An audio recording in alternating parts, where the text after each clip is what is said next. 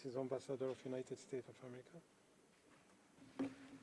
Mr. President, I read this statement on behalf of the core group of countries that 2 years ago asked this Council to hold a debate on the situation of human rights in Xinjiang, following the publication of the assessment by the Office of the High Commissioner for Human Rights.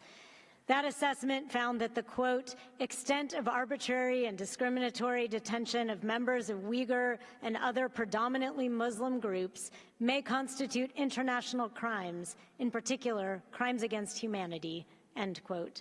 Relying extensively on China's own records, the assessment further documented systematic use of invasive surveillance on the basis of religion and ethnicity, severe and undue restrictions on cultural, religious, and linguistic identity and expression, torture, and sexual and gender-based violence, including forced abortion and sterilization, enforced disappearances and family separations, and forced labor. Over the past 2 years, China has had many opportunities to meaningfully address these well-founded concerns. We regret that China has denied the impartial and objective findings and rejected the recommendations of the OHCHR's assessment. During its recent Universal Periodic Review, China rejected many legitimate concerns and dismissively labeled the OHCHR's assessment completely illegal and void.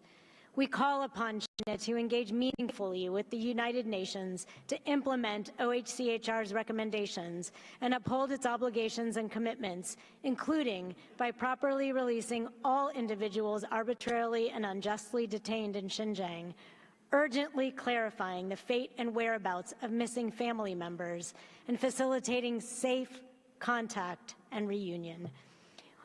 We commend the efforts of human rights defenders, the courage shown by survivors of forced labor and detention camps, and the persistent calls by families of victims for accountability.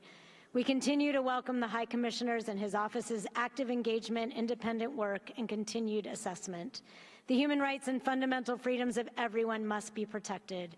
It is incumbent on all of us not to undermine international human rights commitments that benefit us all and for which all states are accountable. Thank you. Thank you, Mrs. Ambassador.